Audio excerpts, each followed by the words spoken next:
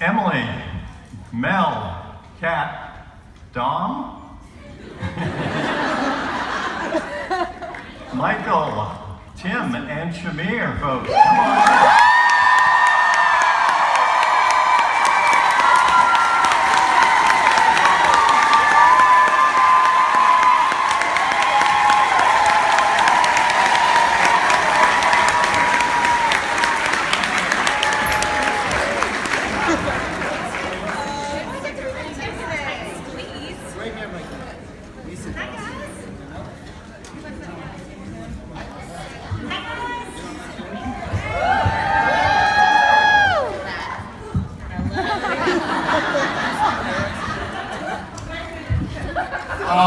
Come on.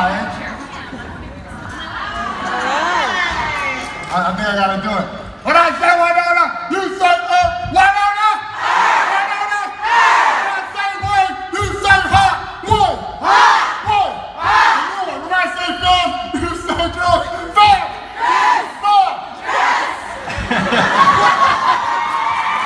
That's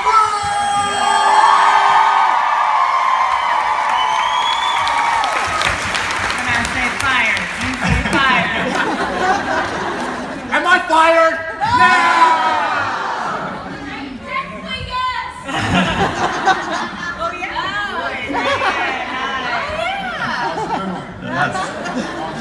All right, folks. Now, this is very much your panel, so we're going to have set up a couple of mics, a couple of very awesome volunteers there. If you can see them in either aisle, if you want to start lining up in an orderly way, I'll just get us kicked off, and then we'll turn it over to the Earpers. I like Kevin, I don't want to interrupt, but it's my duty to throw an Earper under the bus. So can I get MJDC643? Supposedly she has the most fantastic rap ever. So let's hear it.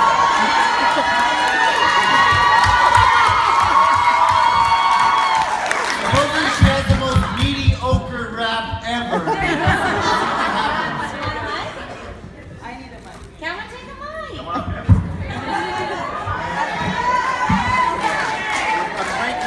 I just broke the That's tongue. okay. We know people, we're good. That's all I got. We got a better plan. Way more sense. I scared Emily. I got you. Oh, no, you didn't. I've got some more. Wrap it up.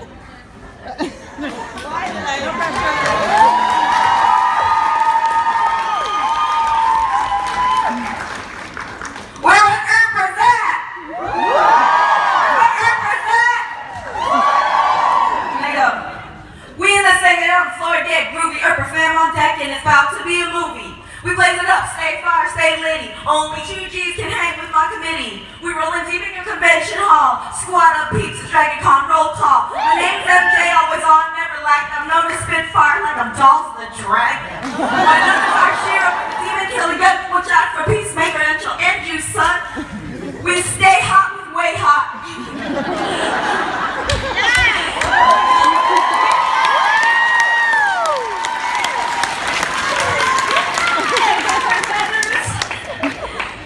We stay hot with Wayhaught, your ship's sunk, keep dreaming. Nicole and Waverly got all the phantoms screaming. We may get scared, but our faith is unshakable. Missed it 4 times, but Nicole is unbreakable. She's got many talents, mastered ancient tongues. Waverly's deadly, especially with a shotgun.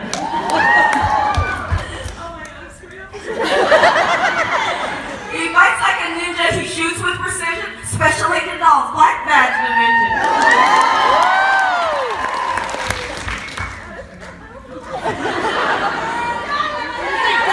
Come on, let's go! Dog's got the fastest hands and he plays to win. When he bets on you, my man goes all in. King of the Reverends, Bobo loves to gloat. He's the baddest dude to ever rock a fur coat. This is so thirsty. I do this for how bad it's good. Keep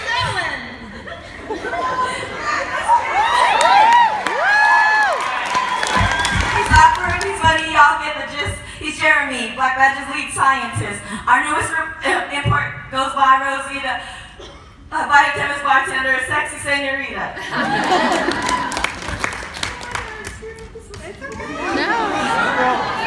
Yeah, you're doing great. Keep going. Keep going. Okay.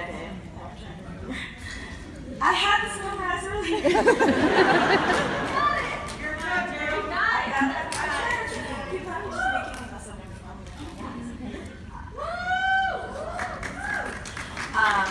A flavor story selling this man's got the gift. We wouldn't be here without Bo Smith.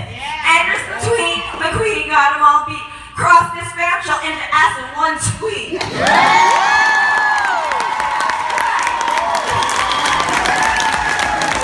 We came for one thing, other fandoms be gone, Wynonna, Earp. We taking over Dragon Con.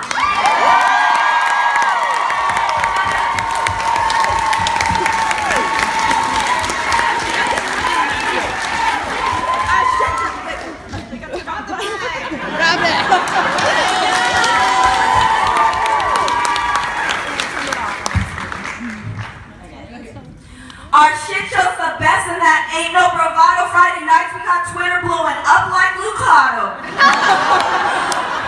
Don't be bitter cause we're trending on Twitter. Our squad's ocean deep and we're gayer than glitter. I'm wrapping it up.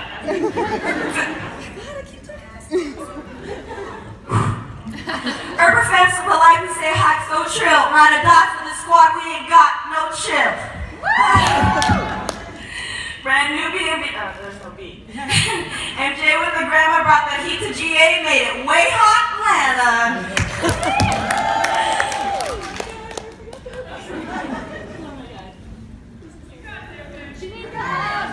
I don't.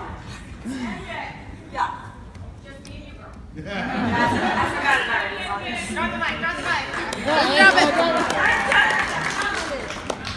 Where did I miss? Wait.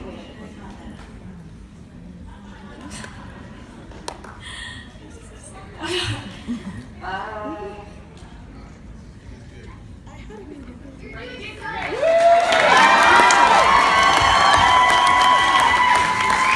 so glad that you came here today. Let's give it up for MJ.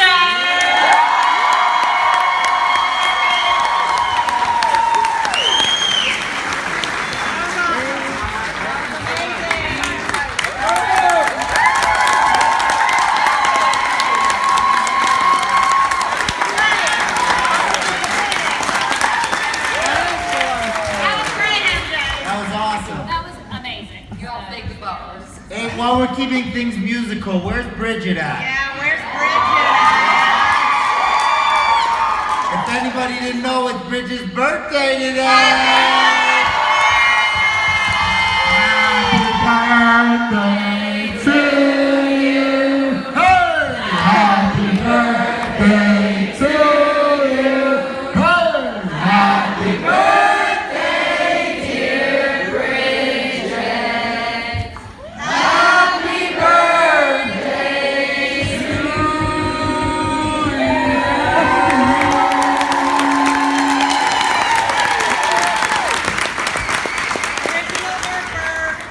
There we go. Now this is an Earper party. All right, so on that note, let's throw it out to you folks. Let's start over here on this side. If you have a question? Well, so before you had this huge fandom, what drew you to audition to the show? Sweet Canadian moment. Yeah, for me, obviously, Doc Holliday is a huge draw. So I knew exactly who Doc Holliday was, and I just, it's funny. It's like as I went from being super excited when I got the part to being very scared, realizing how high the bar had been set. But yeah, it's Doc Holliday. Ooh, I'm your Huckleberry. I think I got the call on the Thursday. I was having a bad day, so to be completely honest, I think I was like, you know what, I'm gonna maybe read it over and self-tape. I didn't really look at the email. And then over the weekend, I read it, and I was like, holy shoot, like a supernatural Western. I was like, that's pretty different, you know? And I'm like, okay, I'll play like a cool cop in there, and you know, I put it on tape in like my living room, and then I got a call that like Emily wants to meet me. I was like, oh shoot, okay, so you know, I got all dressed up. I went downtown, I was in the casting office, And then Emily was there with the casting director, Lisa Parison. Shout out to Lisa, because she found all of us. Yeah, she's amazing. You gotta thank her. And so I'm sure probably you want to hear about this. So like, I meet Emily and everything is going good. We wait a little longer, and then I get a call saying they want me to go to LA and screen test. And then I pick up Miss Melanie in a car. We're together driving to the airport, and we're talking, getting to know each other. And we do the screen test, and we had great chemistry, obviously. Melanie was amazing. Melanie's hair was blonde at that point when we first met. Such a bad choice. Yeah, great choice. And we kicked it off. We met the whole team, and I met Tim, actually in Los Angeles. Got to read with Tim and Mel. I haven't met Dahmer. I was a big fan of Michael Eklund before, and then we read and waited a little longer, and then I got the job that I was going to be an Earper for life.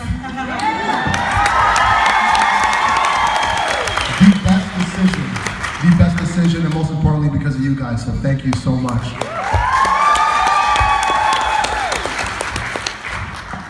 I auditioned for Doc Holliday, I really want to see that tape. and I didn't get it. But this brilliant man did, Tim did, and then they came to me and asked me if I was interested in checking out this role named Bobo Del Rey.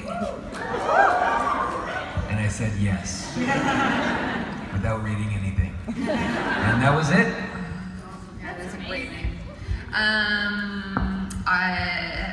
I actually grew up on Sundays. I would watch black and white westerns with my dad, and so I knew about Wyatt Earp, and I knew I've always sort of loved that world. I'm really cool.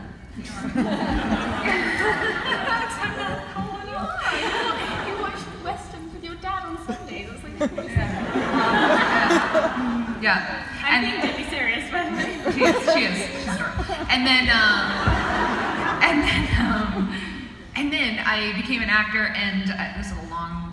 There's an easier way to answer it, but I want to tell this story.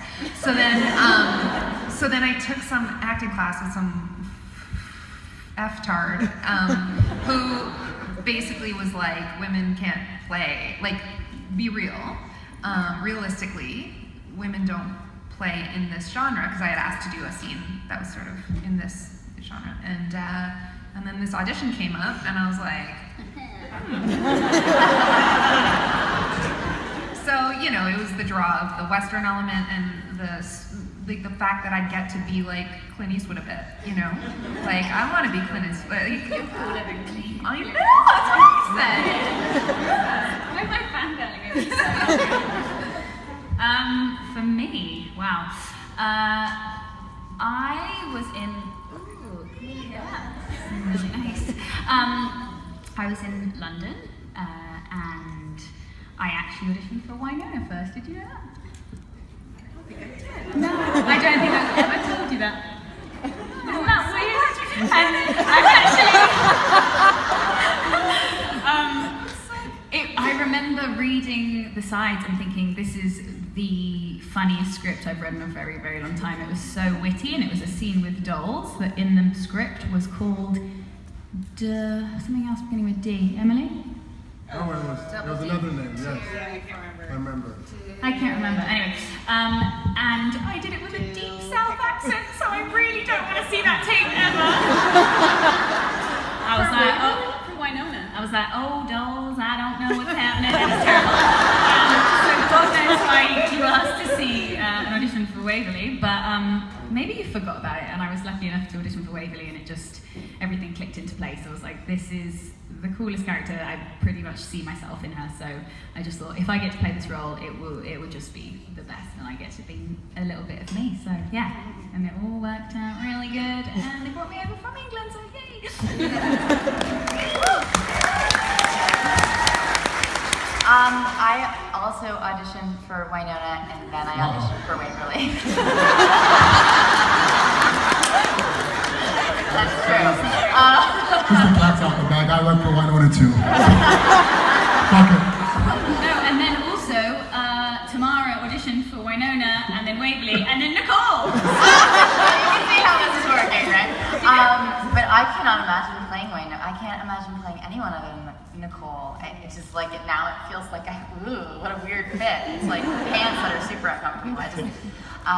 But yeah, and I got cast like 2 days before I came. So they were already shooting the pilot, and then I came. And I came to the trailers, and Melanie I met was one of the first people I met. She was like, "Welcome to Purgatory," and we said that. We did. So cool. This is adding to how cool you are. Yeah, and so I joined the ride in episode 2. It's been awesome.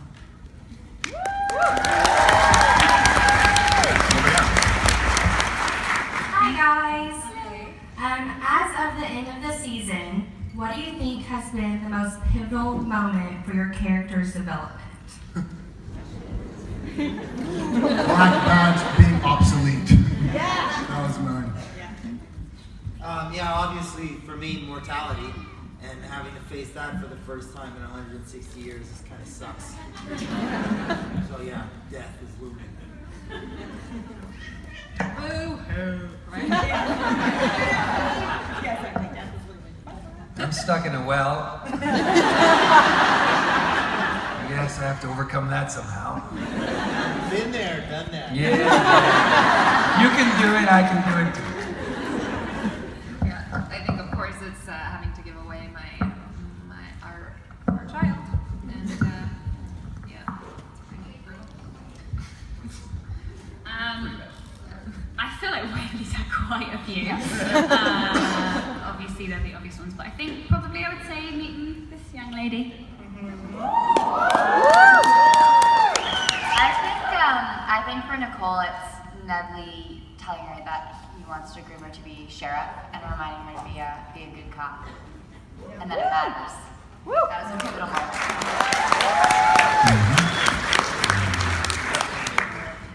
Hey guys, my question's for Emily. I think season 2 we saw a lot of people of color, which is really great. We had Jeremy, Rosita, Shay, Perry, and Perry, by the way, it's really great to see an Asian male cast as a romantic love interest for a lead character, not once but twice. So You should see him with his shirt off. Oh no, you did. So Emily, were those roles written as people of color, or does the show just practice casting diverse? And by the way, if you need someone next season, Asian, female, and queer, and I would quit my job for you. Do you want to play a villain or a hero? Anything. Okay. Okay. Good. I think we certainly strove in second season to expand the diversity of the show. We are always looking to expand the diversity of the show, but we always write the characters as the characters, and then try to cast the best actors, but certainly with an eye to where we can fill a role diversely, we will. So, thank you. We'll keep trying, I promise. Don't quit your job yet, but send me your audition. Didn't you read for Wynonna? I feel like everybody... Thank you. Hello. Hi, Kat. Oh, good. That's Kat. She writes for the Hollywood Reporter, and she really loves our show and comparing us to Buffy.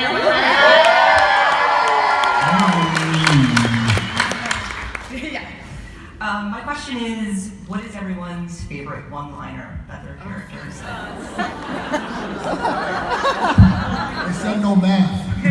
Or Emily, what's your favorite one that you've written? Oh, that's a great question. Oh, I can't think of my favorite one I've written for everybody, but I think that some of the best ones are the ones, I will be very generous. No, I think some of the best ones are some of the ones that these guys have improv, some of the favorites. I think tacos are tasty. The second time was Mel improving.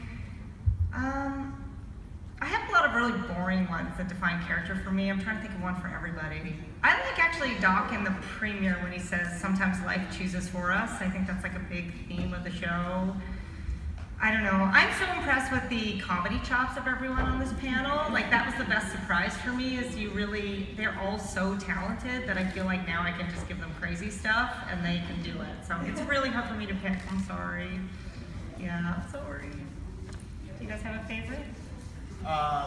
My favorite, it wasn't my line, but my favorite thing that kind of sums up season 2 was the past, when Bobo was Robert Swain, and he asked, "What's my angel's name?" And Wynonna responds, "Waverly."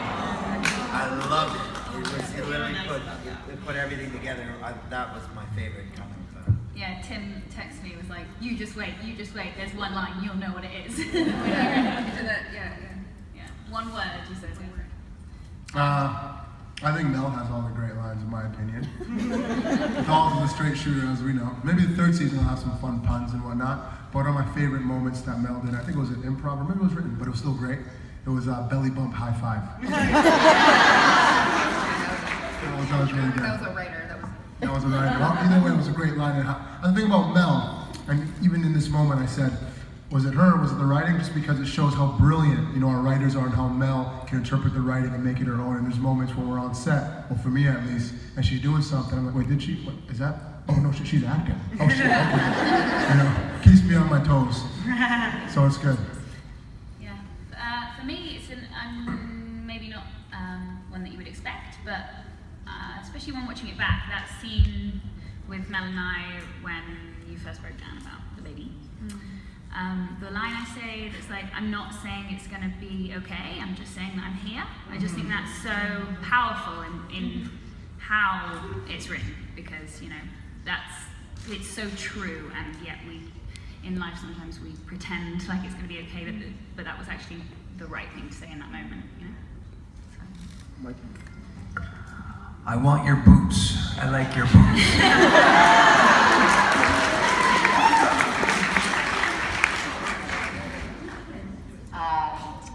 Did I hit my head and wake up your patriarchal bullshit?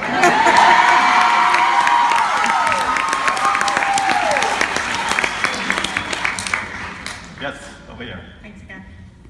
Hello. Hi.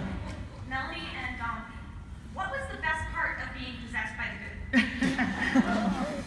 Not the contact lenses. Not the kissing. Not the kissing.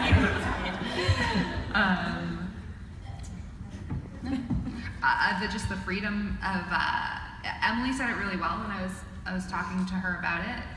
She was just, oh God, I forgot what she said now. But it was very so moving.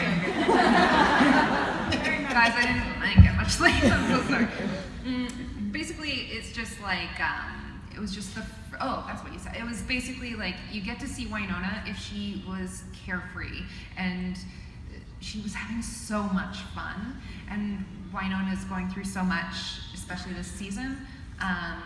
So you got to see Wynonna like at her almost purest in a weird way, and it was sort of heartbreaking in a way, but also just that was the fun of it, was to just be so free, and I got to be a bit mean. Sorry for the mean line. That was improvised, but yeah. And it was so mean, and I felt so bad. I'm like, well, the demon would say that. It was so Yeah, it was fun how it manifested itself differently in you than in me. Because I felt like I was actually a lot less free, like stiller and kind of stronger, which was really fun to play. And as horrible as this sounds, but I was mean to you, but that was kind of fun in a way. It was like, because it's just so opposite, and it's so cool to be able to play both sides of the coin, and being like, oh God, it's you. And it's just like so different to what we usually play, so that was actually really fun. Don't hate me forever. Okay. Yes. Hi. Just want to preface this, Wayhaught for life. But my question is actually Taken under consideration. For Tim. You talked earlier about how there's such a high bar coming into play Doc Holliday, and first off, I mean, you're the new bar for me for Doc Holliday,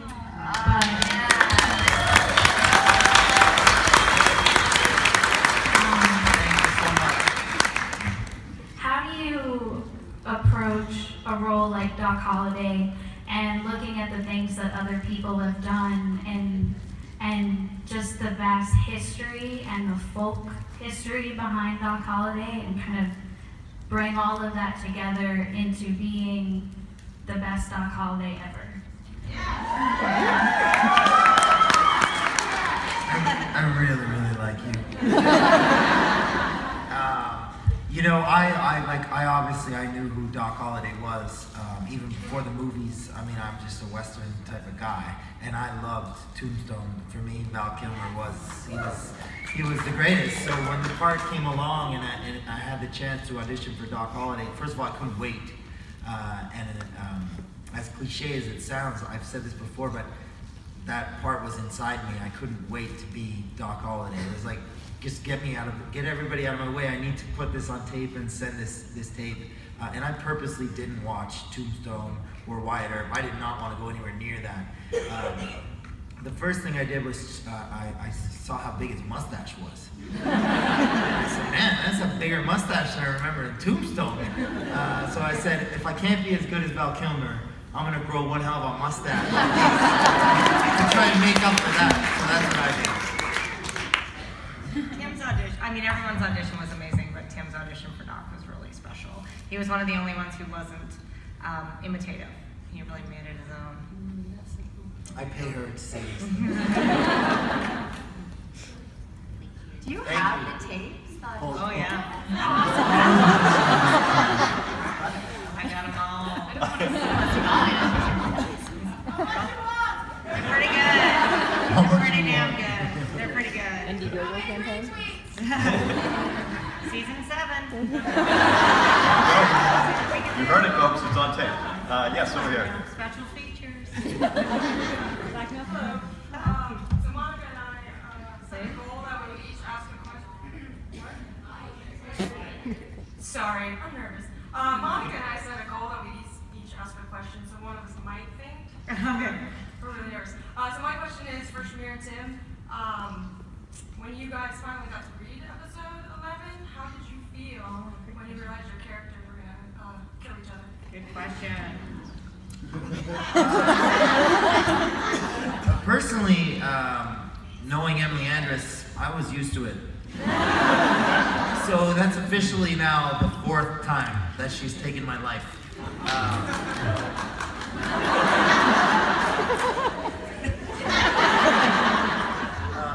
I'm not moral anymore. I read it and I was like, man, I'm dying again. But I loved that I got to die in Waverly's arms. So I mean, no, honestly. You have all the lines today, huh? I loved it, but it was also so heartbreaking how good Emily is that I died in Waverly's arms, but I didn't have the relationship that Doc and Waverly had built to that point because it didn't exist. So it was nice to die. I didn't get to die in the Waverly that Doc knows and has come to appreciate. So it was such a cool little moment. But thanks for killing me, bud. You killed me first. I did not. You did. I didn't. I'm 211. I've seen it multiple times. Okay. You're right.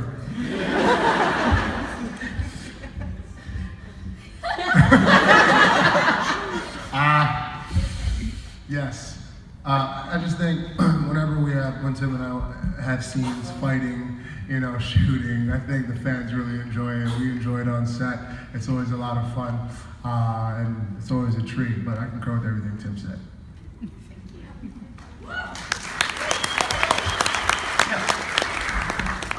Hi. Okay. My question is actually not related to the show, but it is for all of you. If you could have any superpower imaginable, what would it be and why? And additionally, what would your superhero name be? I totally got this. So I work, as many of you do in this room, we work really hard when we're in production. We break story and do meetings all day, and then we write and edit all night. So I would like to be able to stop time, and my name would be Lady Naps a Lot. That's a hashtag. For me, it's super simple. I'd love to be Norton Rad, aka the Silver Surfer, and just flying around space, thinking about contemplating life and being the herald for Galactus, obviously. In that vein, obviously for me, superhero would obviously be a Power Ranger. We got some Ranger fans in the building. Yeah! Met Jason, David, Frank literally half an hour ago in the elevator. Look on Twitter, it's there. But I would love to be a Power Ranger. Which Ranger? The pink one. It's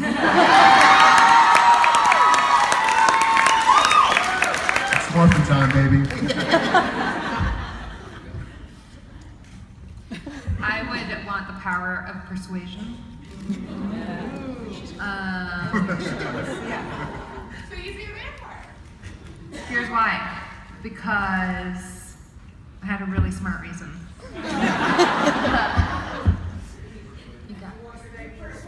I remember. I said it to Jeff. I was like, yeah, okay. Because then it's not about the way you look. Like, I can persuade you. You know, like, a lot of times, oh, yes, this is so smart. Okay, because a lot of times, we're talking about acting, and a lot of times, as women, we get cast, and we use our sexuality to persuade men, and it's so boring. I'm like, are you sure? And he's like, yes, this is great. And I love the power of persuasion because it doesn't rely on your sexuality, it relies just on your persuasiveness and fuck everyone.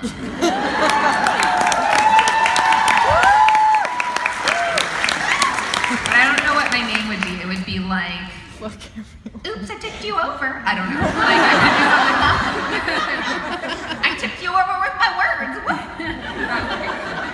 Like I did. Yeah. I have like the most unevolved answer. I really like oh god. I really like swimming, so I just want to be able to breathe underwater, and I would be like swimming introvert.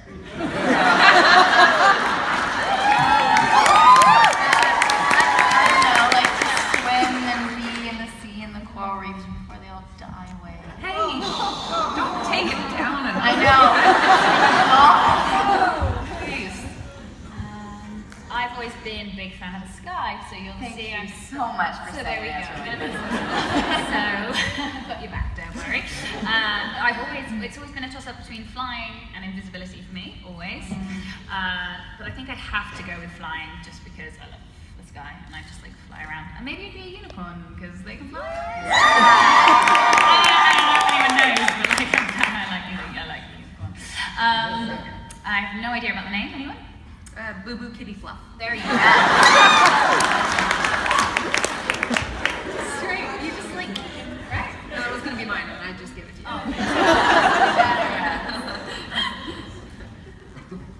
Alrighty. Next. Hello. I've asked this question to some of my fellow fans, and I've been told that it is an attack. But I'm going to ask good. it anyway. Excellent. Sweet. Sign us up. What is your favorite Earp Sisters moment throughout the series? They're the ones who said it was this act, but okay. Throughout the series. It's emotional. I have a short attention span, so I'll just pick the latest one. I really love the moment in the finale of second season when Wynonna is yelling at Waverly that she is her sister. She's as big a part of her as the baby, and then she yells at Peacemaker, and through force of will and love, Peacemaker fires for Waverly because Wynonna wants it too. That's my favorite.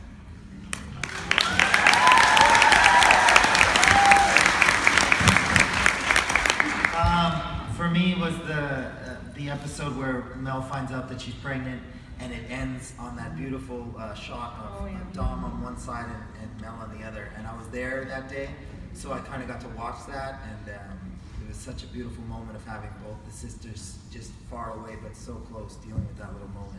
Every Earp I love. They're my favorite scenes.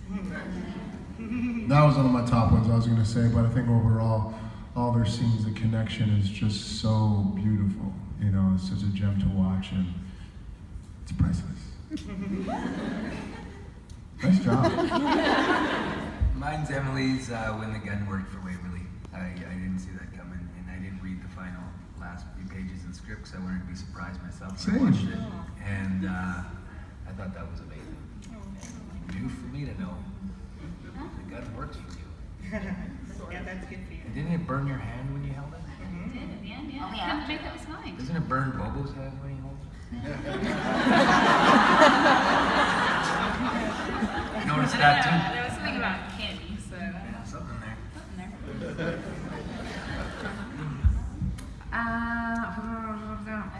I don't have an answer. Like, I love every scene. I mean, the two that stand out are the baby. yeah. Can we answer this together? Okay. Yeah, I feel like it's the baby one. Yeah. And I feel like it's in episode 6 at the end. But I think it's both of those because we're just there together. Yeah. And then also you could go flip side and talk about like strutting down the corridor, cuddling Oh, goo, yeah. and like running around. There was a spider in the room when we were shooting. You know what I mean? There's so many funny ones as well that are also good. But I must say, no, you go first. No, I forget. Sorry. I forget. We're so tired. I'm so sorry. No. Remember when somebody offered us coffee? We're like, Oh, yeah, we said no. yeah, we needed it. It might embarrass you, but whatever. We talk about this all the time, Varun and I actually, because we are like the biggest Melanie Scrivani fans, and that's awkward, isn't it? No, but Mel has chemistry with everyone. I don't know if you noticed this, but like when you watch anyone in a scene with Mel, they shine, and it's like the coolest thing in the world, right? So anyway, I guess there wasn't really an end to that story, but that was no point. But no, so basically what I'm trying to say is anytime I'm in a scene like the Earp sisters, like I feel like I'm a better actor because of her, so. I do feel that. I feel that too. Mine are the ones that they're like, I love the Tacos Are Tasty episode. I like seeing you guys problem solving and really under the gun together. It's just fun because it also makes me realize like we don't get to see a lot of these dual women badass scenes. So I love the heartfelt stuff of course, but I love as a woman seeing you guys problem solve together. Yeah. But yeah, you're right. We have fun. You know, doing like it. when you're tied to chairs and you're like, Yeah. you press the Siri with your heel and I don't know. Yeah. It's so fun and it shows so many other aspects of your relationship. Bonus answer, I love the forehead kiss in the season 1 finale. Yes, over here. Hi. My question's for everybody, and it can be completely serious or completely goofy. It's up to you guys. But what scene would you most like to have your character film in season 3? Any scene, like And just any scene that you would write the want. scene. Like to write the scene? Yeah. I just want to have some scenes with Doc. Really bad. I would love to work with him. Yeah. Me too. I'd love to have a scene where I start with, I slowly turn on the faucet and I fill up a sink with hot water and then I lather up some shaving cream. And I take out a nice straight razor. I'll call that love. How about you only shave half of it? And then like you're attacked. And then I would use it to shave this eyebrow. Use conditioner. And I would like to be in the scene with Officer Hawk. I feel like this is why Emily does the writing. I wouldn't say no to good old-fashioned body swap. Yeah. But like, I sort of wanna get inside all of you.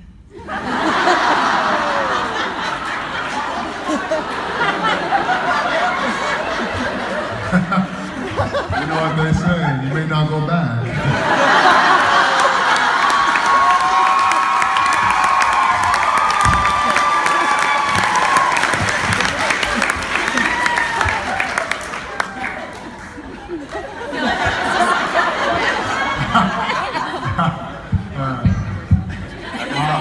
It's getting hot up here.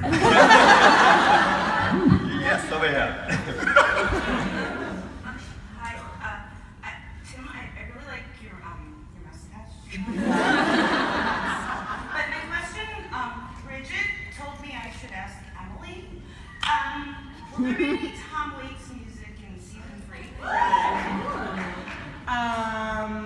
Is he Canadian?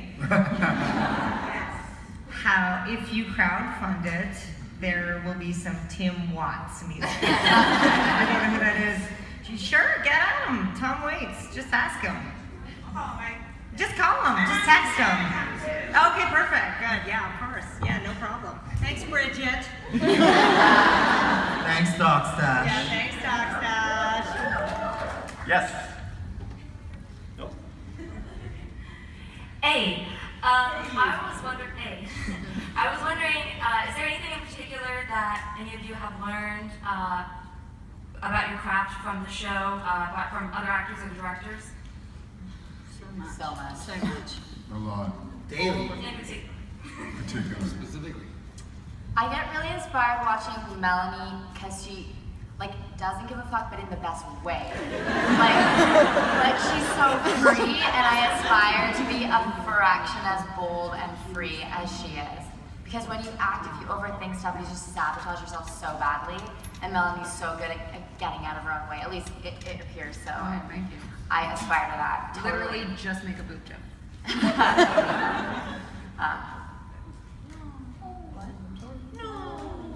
She used to go to the airport, you guys. You gotta go there. Oh my God. It's been vanished. Sorry, guys.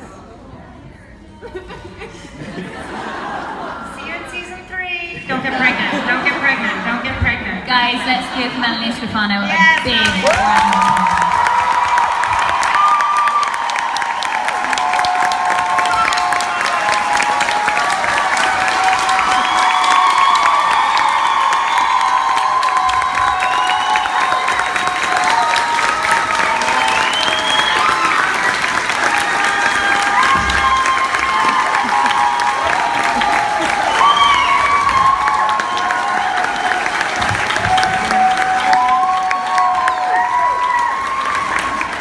Guys, before Melanie, well, she's leaving now, but Dom told me that she's top 2 for the online vote. Yes. So everyone, when you're ready, let's go. Let's push her over the edge, okay? Let's break the interwebs. Yeah. Craft question. Significantly less interesting. But we were just talking about how ballsy Mel was. Yeah. Yeah, we all feel like that. Now we can talk about her. What was the question? What have you learned craft-wise from Oh my god, so much. I feel like I'm a completely different actress now. Actress? Apparently that's a thing. In first season than I was in second season. Say, would you not agree? Totally. Right? Wasn't I terrible on these stories? Oh my god. No, I'm joking.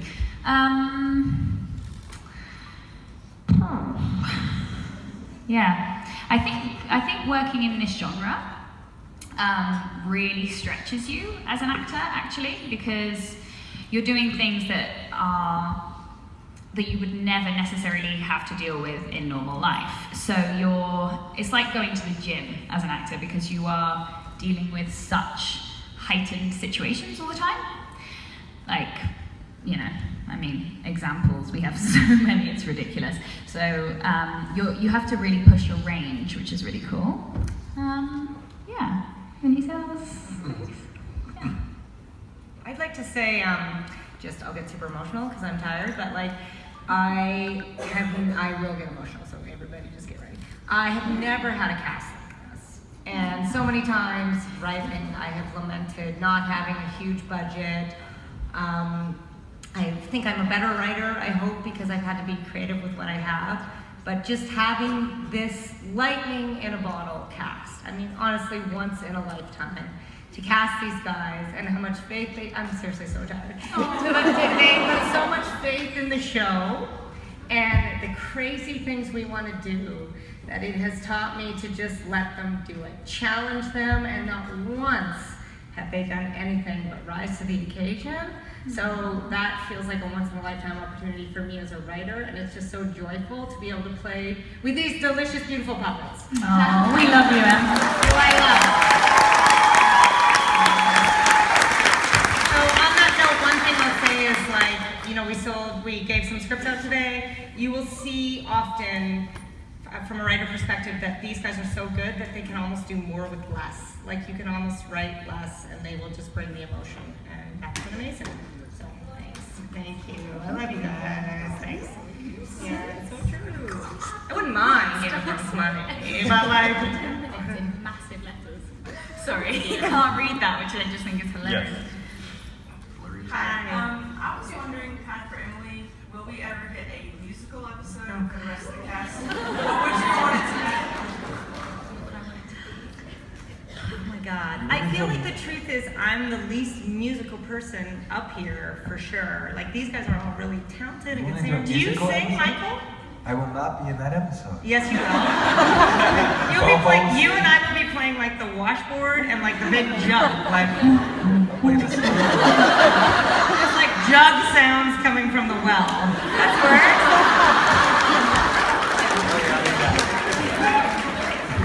I feel like there's been some incredible music. Oh yeah, funny looking. I think there's been some incredible musical episodes done on television. There's a lot of stuff I feel like can imitate / steal, but I feel like Once More with Feeling exists and is out there. So I want to find a way to do it that's original, unique. I don't know, season 22? Maybe. They're all very talented musically though, so. I don't know, was anyone there at the 5 Truths and 1 Lie? I'm not sure it's wise. I'm not sure it's wise. I go back to my musical roots again.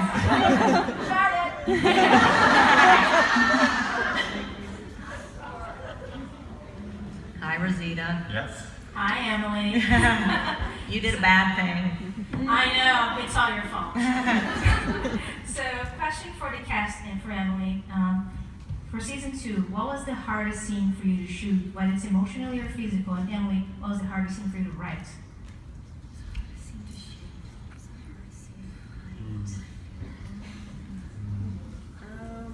I'll start while you guys think. So I had less scenes than you guys. My hardest scenes were the padded room scenes with Dominique. Not because they were hard, because I had the most amazing scene partner, but I was extremely exhausted because I was working on another project at the same time. Tell the story. And the story? I mean, I don't know. I was shooting a movie at the same time as Wynonna Earp, so I was working from like 8 a.m. till 2 a.m. And then they put me in a car and drove me 2 hours to set to shoot Wynonna Earp. And he gave it like 110% so I had every zero day. sleep and working on the scenes with Dominique as we were shooting them. And we On a just kind of Saturday? went for it. On a Saturday? It was a Saturday because Saturday. yeah, we all came in because of your schedule, which was really. Really? I didn't know that. Yeah. You worked on a Saturday? Yeah. My schedule? Yeah, you're so cool. Those scenes were difficult for me just because of exhaustion, but I had her to rely on, and whenever you put us in a scene together, we kill it. He was just working with Liam Neeson, I think, right? Yeah. And then he came to me, and I was like, sorry about that. But he was just so as nice. good. For me, the hardest scene this year, in a lot of ways, was easy.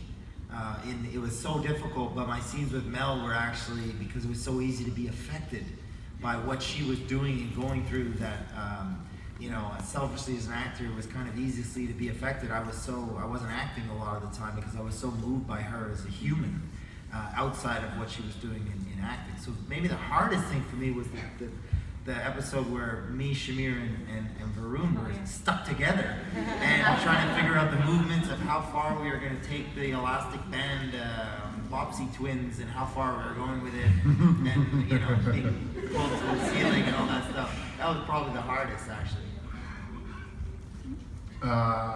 For me, something fun, season 1, the episode of myself and the wolf. Remember that? On the front of the car. That was a real wolf, and I had to really sit there. Remember when you tweeted? Oh yeah, I remember that, Ted. Everybody got excited though. Yes, they did. Yeah, back to what I was saying is that, there you go, Tim. You maybe took the moment away again, Tim. Took the moment away again. There you go, take it, Tim. Just take it. It feels shitty. Just take it. You feel good? Nope. All right, next question, because I forgot it. For me, it was the scene where Nicole has read my DNA results, and it was hard because we were like all in fun mode and drinking, and I then had to kind of turn, and you know that shock when you're drunk, but it suddenly sobers you up, you know, and I wasn't drunk, so it was just getting that balance right of how much of it is like kind of shock and amusement, and I found that balance a little bit hard. It took a couple of takes, but yeah, I'd say that was probably the biggest challenge for me. You know, I'm gonna say something that might be surprising. I sometimes struggle with how to play our makeout scenes so they're not all the same. Guys. Like, I'm like, what can we give them that's new? What have we not done? But because I know. You're gonna get a list. Now you're gonna get a list of things you haven't done. Trying to like, because I know how important those are for so many people, and just making sure that there's this really nice balance of things you guys haven't seen before. I don't know, I'm always like, they're gonna get bored with this, but I know you're probably not. But, but I put a lot of my pressure on myself to keep getting those scenes right. Yeah.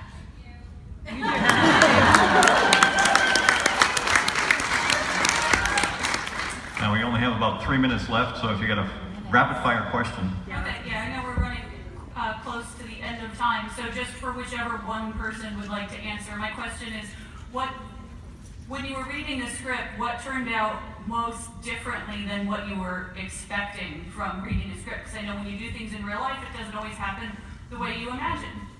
Good question.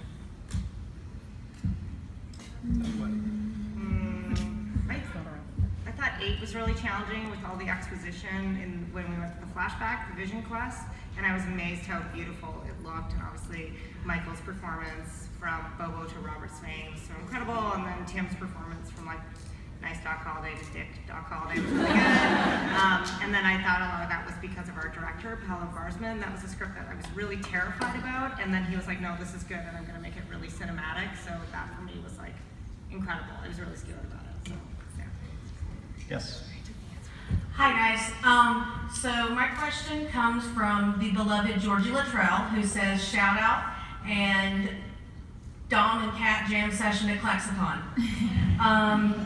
If this can be answered, what was the process like for creating all the content for Purgatory Case Files, and to Kat and Dom for creating our many beloved Wayhaught video chats? Oh, thank you. We did those all in one day. The whole Purgatory Case File we did in one day. We did, I'm trying to answer it quick. We did you were in one room, I was in It was another. really We weird. did the FaceTime. We did like she was literally right there. And we're like, yeah. and then we went to the booth and we recorded everything. It was one like ferocious day. So I'm really glad you guys liked it. I'm really glad it went over so well. and big shout out to Georgie because she is the most talented woman out there, and I love listening to her songs. Does everyone know who that is? Yes, right. Go, just Yes, keep go quick. Keep this out. Well, this is a wonderful, self-contained world there in Purgatory, but if you could have a crossover with any series, what would you like to be? Lost Girl. Listening to what you guys say. Walking Dead, maybe. Lots of zombies. This is us. This is us. Feels like a natural fit. Dirt Gently, because I feel like we can maybe make it happen. Dirt Gently. Last question. For sure. Kind of ending on a lighthearted note. This is all of our TV obsession. What do you think your character's TV obsession would be? Oh, I know for sure. I think Nicole, what you guys didn't get to see in the house is there's like all these great rock climbing things everywhere. I think Nicole's would be like watching adventure shows or National Geographic or stuff like that.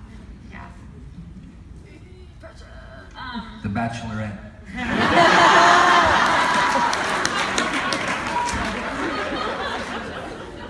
Who's looking for love? oh man, I don't know. Any ideas? Help me out, guys. Waverly's favorite TV show? For me, it'd be Little House on the Prairie. Hey, Marcy, just yell your question.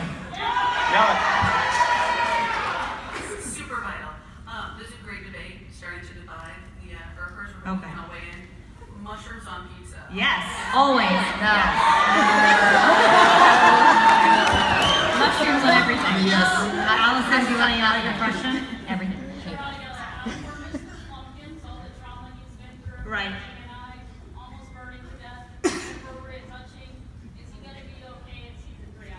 Yeah, he's probably got one of those special rings that Doc has. He's like oh sorry.